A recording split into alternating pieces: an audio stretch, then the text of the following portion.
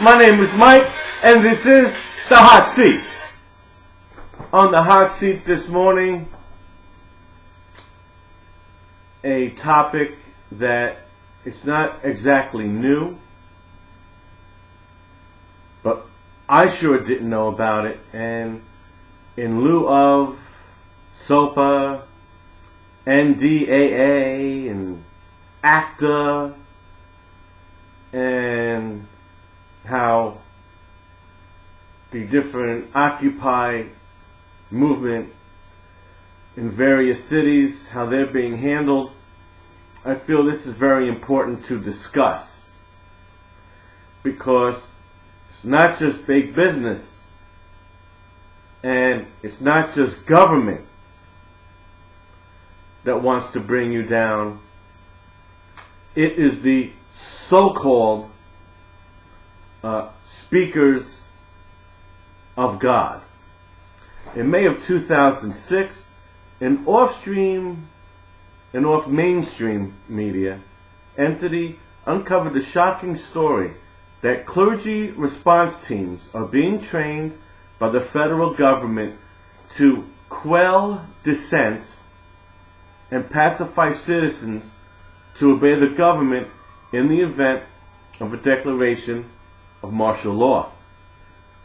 A nationwide FEMA program has been training pastors and other religious representatives to become secret police enforcers who teach their congregations to obey the government in preparation for the implementation of martial law, property and firearm seizures, mass vaccination programs, and forced relocation. Someone who broke away from the program, a whistleblower per se, revealed that the feds were secretly recruiting religious leaders to help implement Homeland Security directives in anticipation of a potential bioterrorist attack, any natural disaster, or a nationally declared emergency.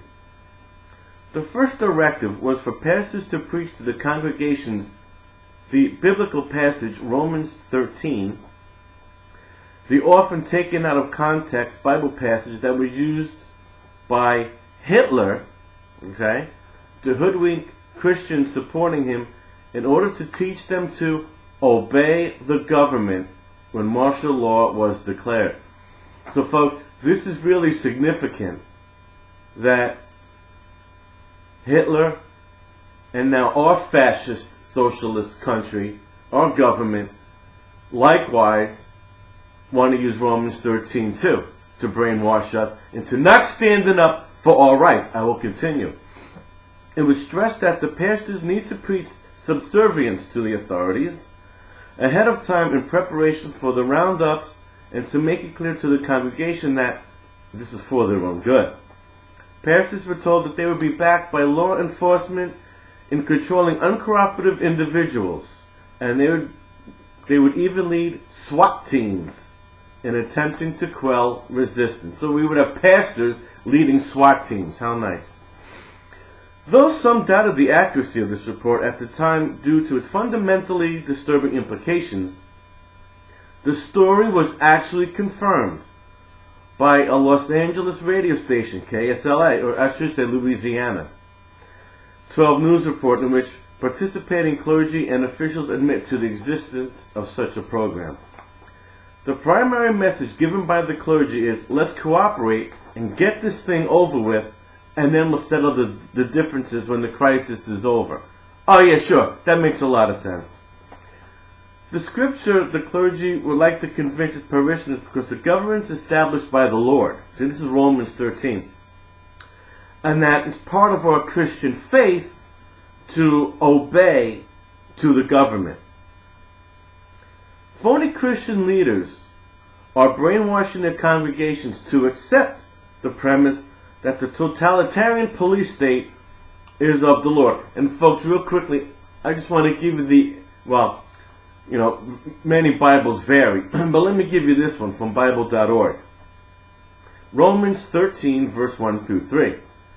Let every person be subject to the governing authorities, for there is no authority except by God's appointment, and the authorities that exist have been instituted by God. So the person who resists such authority resists the ordinance of God, and those who resist will incur judgment. Well, folks, you know what? Here's the thing. See, this is why our founding fathers were so intelligent. Okay?